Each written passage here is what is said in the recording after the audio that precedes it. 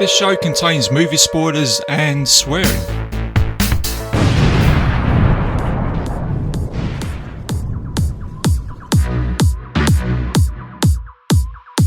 Hello and welcome back to another episode of Bitesize Cinema. I'm your host RJ McCready, and for this episode I'm going to be taking you guys back to the year in 2014 to have a look at Keanu Reeves' action-packed neo-noir action movie John Wick. So let's get into that 69 Mustang, let's fire it up, let's play you guys a trailer and I'll see you soon.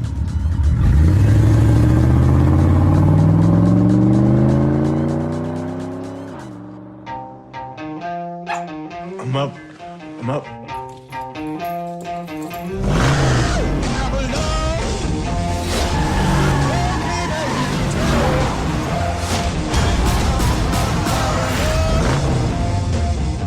You like that, huh?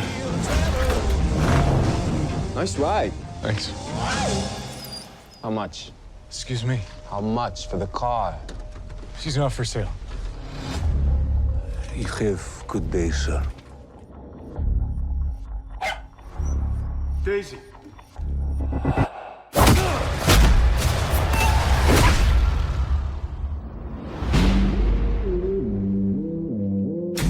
I lost everything. That dog was a final gift from my dying wife. Jonathan, you got out once. You dip so much as a pinky back into this pond, you may find something reaching out to pull you back in. It's personal. Where'd you get that car? What does it matter? It's not what you did, son. It's who you did it to. Nobody? That nobody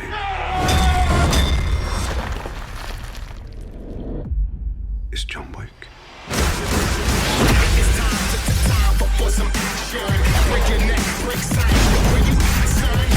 You working again? No, just sorting some stuff out. Task your crew. How many? As many as you have. Hey, John. I thought I'd let myself in. People keep asking if I'm back. Yeah, I'm thinking I'm back.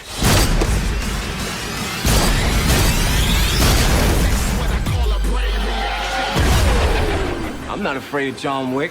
Uh-huh. How good's your laundry? No one's that good. I thought not.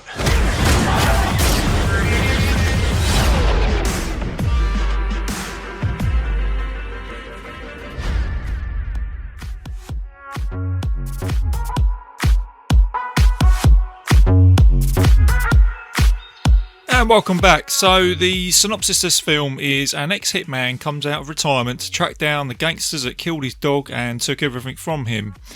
It's got a 1 hour and 41 minute runtime. It's rated as a 15. It came out in 2014. It's got 7.4 on IMDb, which is pretty good. And let's have a look at the director. So this is two directors here for this movie, and they are very familiar to this genre. You got Chad, I'll have to try and pronounce his surname, Stahelski,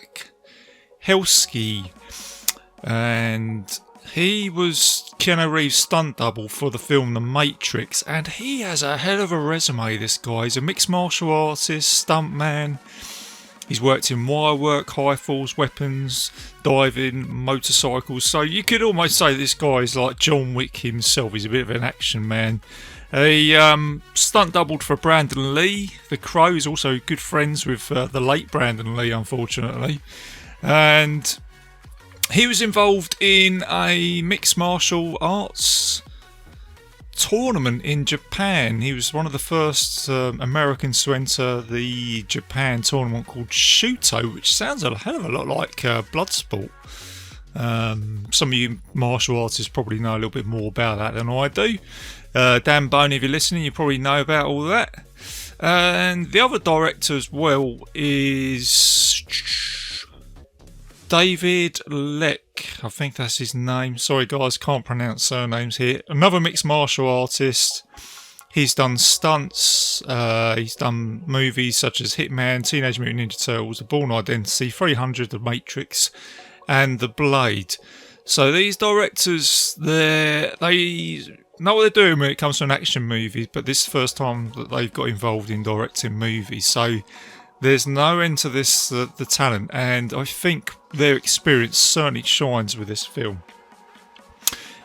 Then on top of that, you've got a director, not director, but writer, Derek Kolstad. He's an American screenwriter.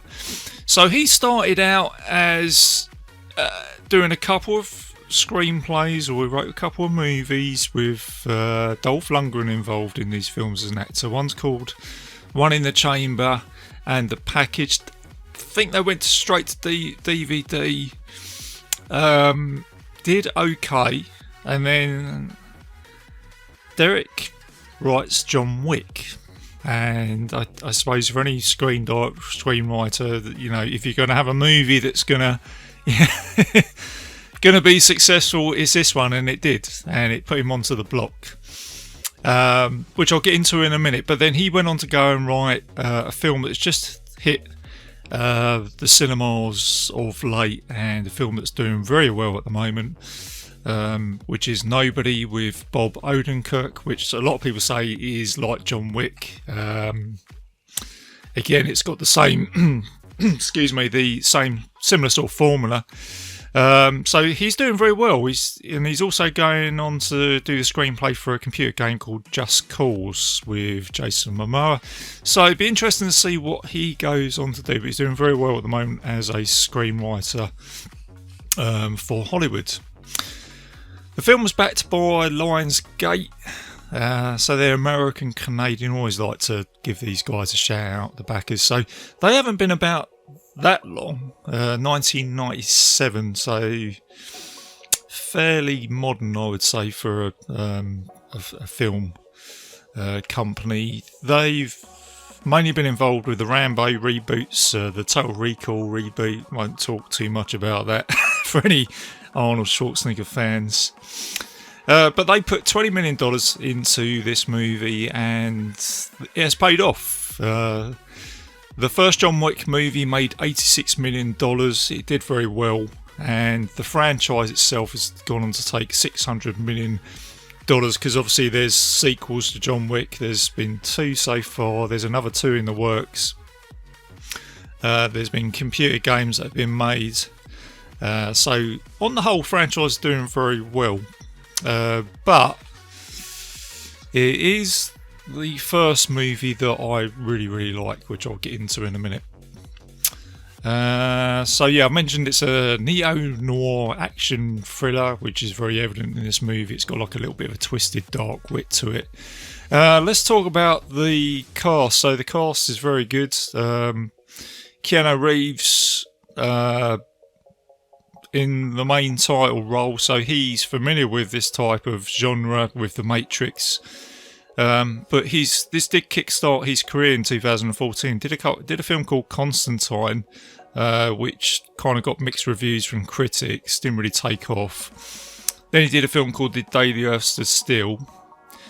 Then of course he's done this film, and then it's just projected him into probably where you want to be as an actor, I'd say. Michael, again, I'm struggling here with the surnames. Not Nivist. He plays the main bad guy in this, Vigo. I didn't realise he's a late actor who died in 2017, unfortunately. I didn't know about that until I did the bit of research to this.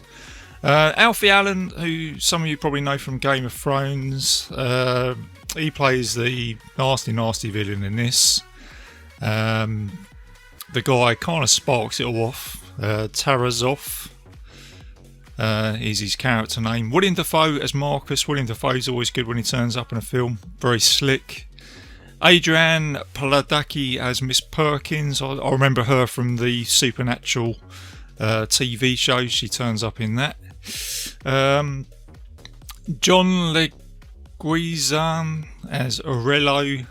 Lance Reddick as a hotel manager. Ian McShane, he's always good when he turns up in a film. David Patrick Kelly, some of you may know from The Warriors, the guy, that nasty little arse from that movie. Warriors come out to play. Any of you know that movie? I'm sure there are a lot of you know what his character is. So he plays Charlie, the guy that clears everything up, and Clark Peters as Harry. So yeah, it's got a really good cast, and that's something I noticed when I first watched this film. Is you watch it and you go, it's that. Oh, Ian McShane's in it. Oh, the guy from The Warriors is in it. Oh, William Dafoe's just turned up as a hitman. You think, wow. So yeah, it's really good. Casting's great. Trivia. Always like to throw a little bit of trivia in, as you guys know. Keanu Reeves did 90% of his own stunts.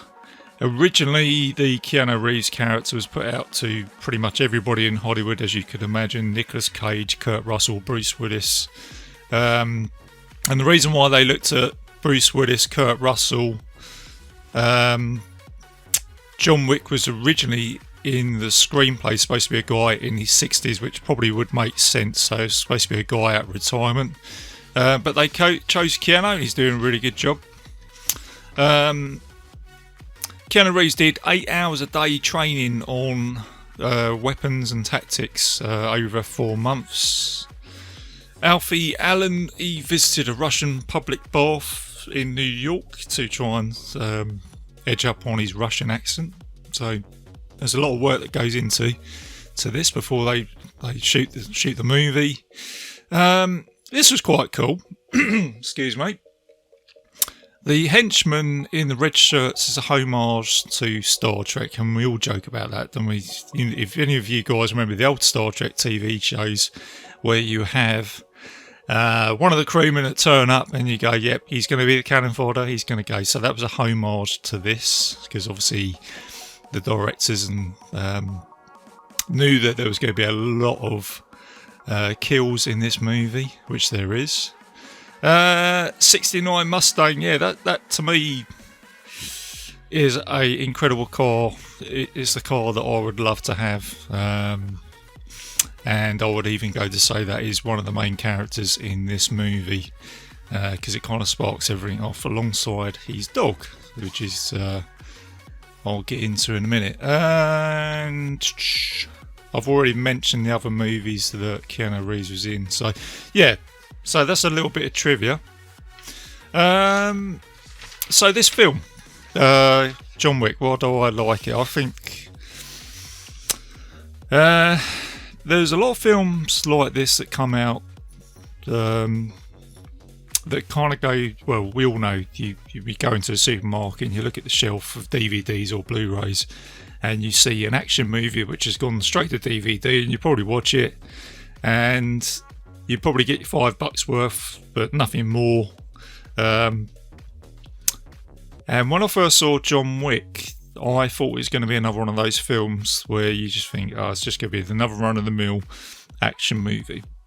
And then I heard people talking about it and said it was really, saying it was really good. So I put it on, had a look at it, and the thing for me that really drew my attention was the fact that you had Keanu Reeves starting off as a regular average Joe who's obviously got some history about him, but he starts off, he minds his own business, he's lost his wife, he lives in his house, his wife's left him a dog, he drives around in his 69 Mustang, and I love that in a movie. It's the reason why I think it's a film which I will talk about. It's the reason why I think nobody's working out as well, because if you're just a run-of-the-mill type of character yourself watching this movie, you can sort of relate to that. And then all of a sudden, you've got some Russians that turn up when Keanu Reeves is at the gas station, and they're looking at his car. And his character is kind of just, again, he's minding his own business. Yeah, it's a 69.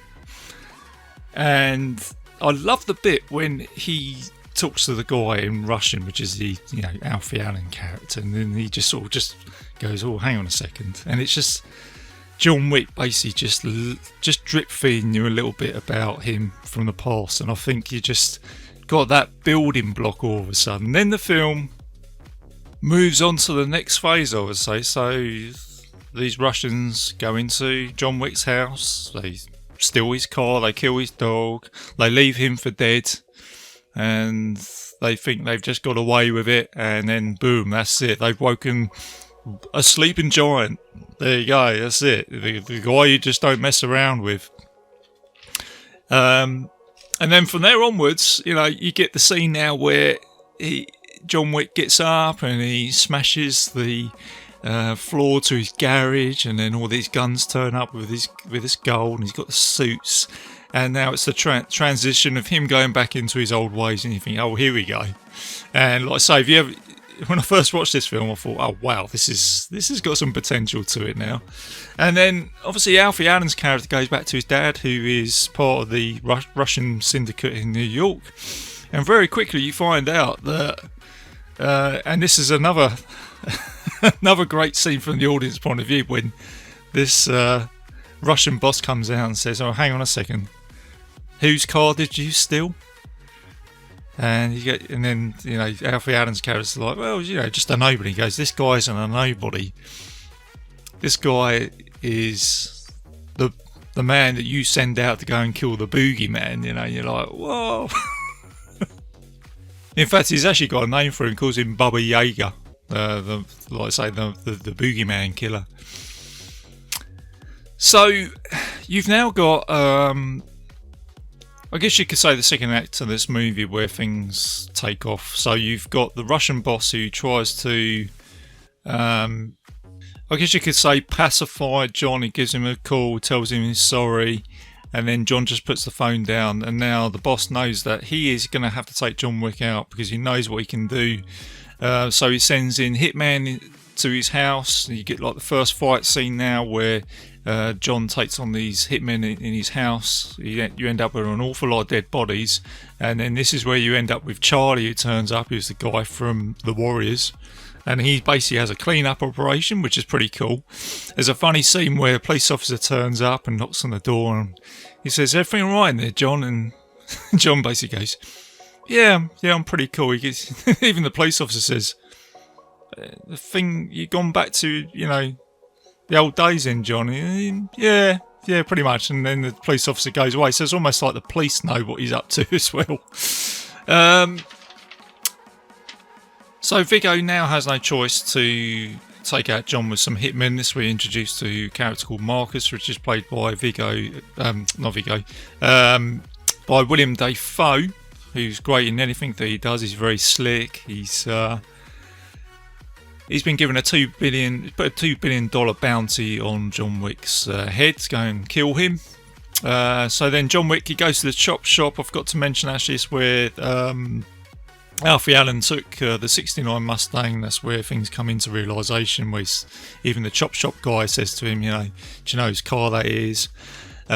Just going back a little bit there, but there's some good bits there in the movie. John goes to the chop shop. He takes himself a Dodge Charger, which is pretty cool. Was it an SS Coupe? One of the two. I think it's an SS Coupe actually. And then he drives to New York. He goes to the New York Continental, which is like again, you've got a backstory here, which is they're just drip feeding you. It's a place where the assassins go to, and they have a code where no assassinations are to take place on this premises. So he books into a room. There's some gold bars that are exchanged, and then John, another character turns up here, which is Winston, which is played by Ian McShane, and he informs John that the Alfie Allen character Lucef is under guard. He's under heavy guard at the Red Circle nightclub, and this now follows a huge action scene. It's probably one of the biggest action scenes in the movie, where you get a very slick Keanu Reeves in a suit, armed up, and is just one henchman after the other that gets killed. And it's, as I mentioned earlier, you've got that neo-noir nightclub.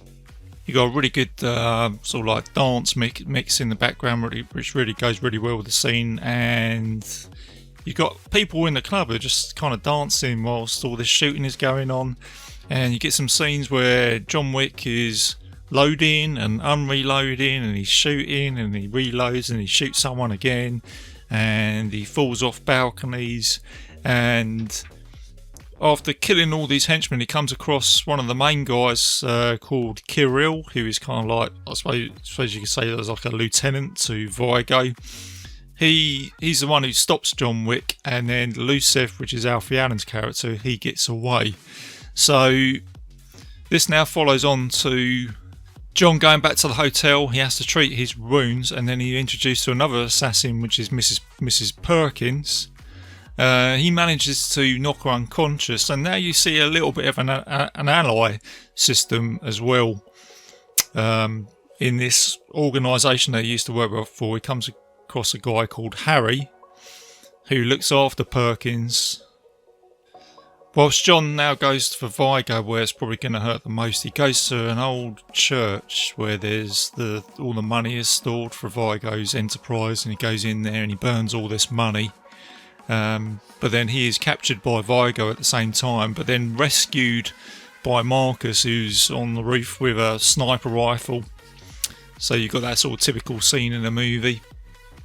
And now John also knows the location of Lucev, Alfie Allen's character, and he's at a safe house, which is like an old warehouse, which is, again, loads of henchmen, machine guns, lots of fighting. John turns up, does his stuff. Another good action scene. He manages to kill Lucev, and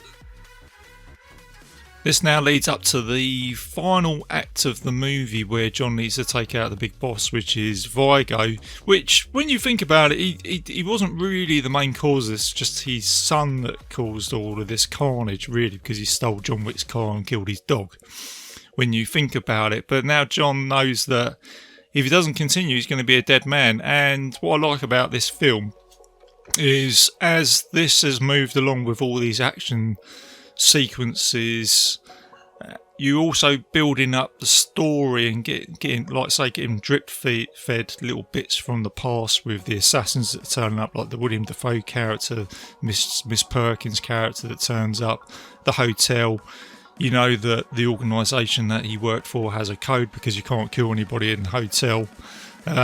So there's all these little bits as you go along, and then obviously you've got the Ian McShane character, Winston, who's obviously someone who's very important with the organisation, has a little bit of clout.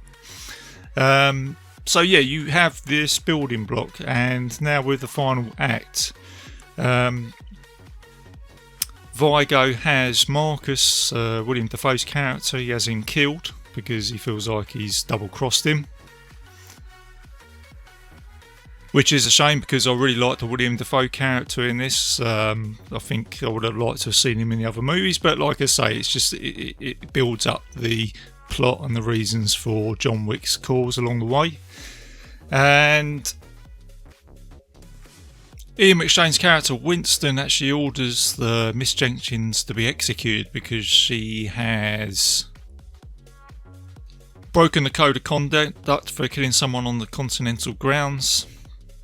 And then he also feeds John Wick the information that Vigo is planning to escape by helicopter. So now, like you say, you get the final showdown. John races to New York Harbour. And it's worth mentioning here, you get some really good car chase scenes in here with the muscle car. I think it's when he's got his SS Cooper, or he might have, I think he might have his 69 Mustang back, so you get a really good sequence there. He kills a few more henchmen, and then he finally gets to Vigo, where they're fighting on a dock.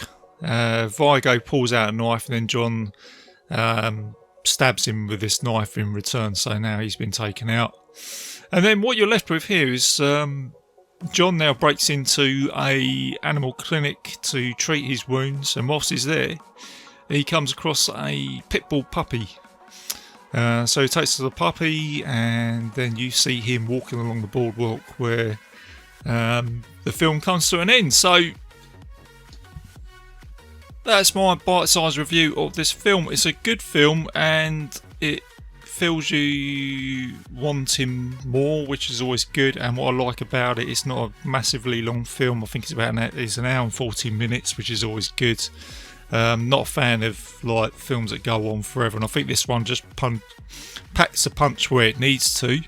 And it's done well where it's got sequels. I'm not really a massive fan of the sequels, if I'm honest with you. The first one is my favourite one, and if there was only one movie, that would be fine for me, because I like it where it just feeds your imagination. And I was thinking about this when I recently watched Nobody, which I won't mention because I don't want to spoil it because it's a new film, but I will probably talk about that film in a later episode. But so having this conversation where I think that I'd be very happy to watch as a trilogy Taken, John Wick and Nobody. For me, they are three really good films who really pack the punch.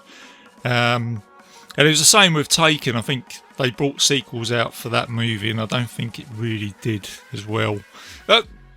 Obviously, that's my own opinion. I think the John Wick franchise has done very well. I could probably sit down and watch the sequels, and I just think you're just getting a sort of retread of what you've already seen. But the first one for me is my favourite. I think it just does everything that it needs to.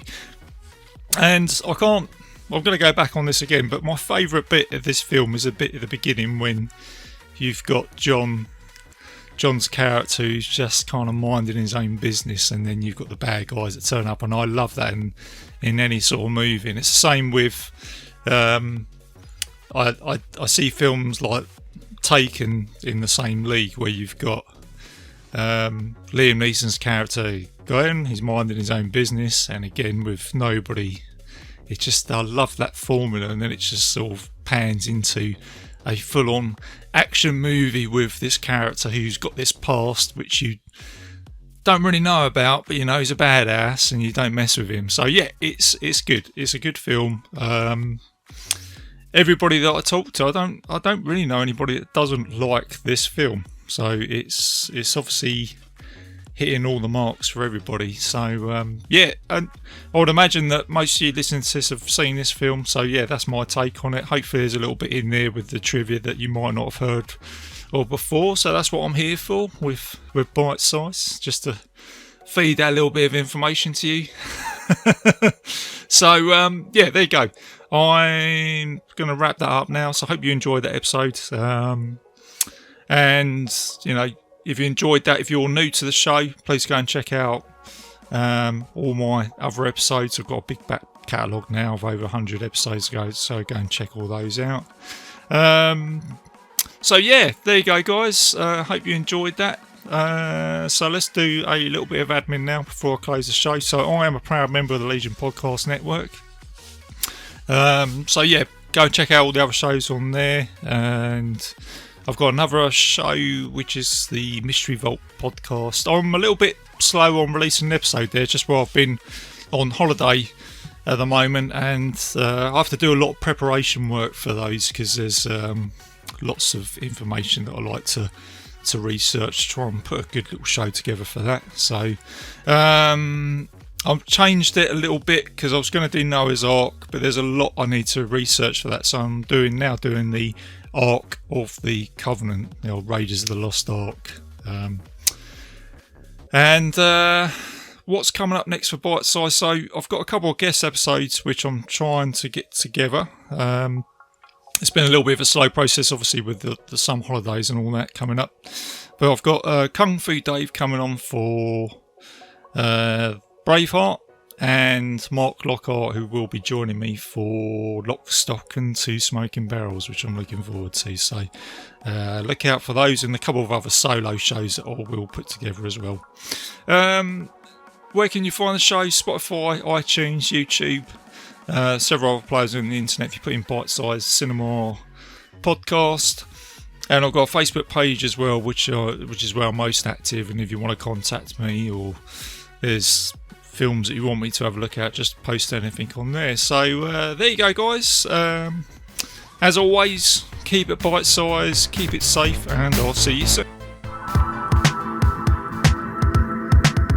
If you enjoyed this show, then make sure you check out the other great shows on the Legion Podcast Network, like Cinema Psyops, Cinema Beef, Devour the Podcast, Duncan and Bo Come Correct, Exploding Heads Horror Movie Podcast, Friday the 13th, Get Slayed, The Helming Power Hour, Hello, This is the Doom Show, Hero Hero Go Show, Kill the Cast, Underwater Kaiju from Outer Space, Jerry Hates Action, Legion After Dark, Mental Health, Obsessive Cinema, Discourse, Pick 6 Movies, the podcast by The Cemetery, the podcast on Haunted Hill, the Psychosemantic Podcast, Rick Radio, House of Wax, Dude Looks Like the 80s, Rabbit and Red Radio, the Shadecast, Short Bus Cinema, 2 Drink Minimum Commentaries, the VD Clinic, Who Will Survive Horror Podcast, and Witch vs. the Doomsday Clock. With such a widespread of shows, there is guaranteed to be a niche for you to fall in love with. Horror, politics, movies, books, sex, music, commentaries, health, video games, kaiju, action, news, comedy, and opinions that would most likely get you killed in some parts of the world. We are proud to bring you some of the best podcasting in the world. Check us out at www.legionpodcast.com, iTunes, Spotify, Stitcher, YouTube, and any other dark corner of the internet where podcasts can be found.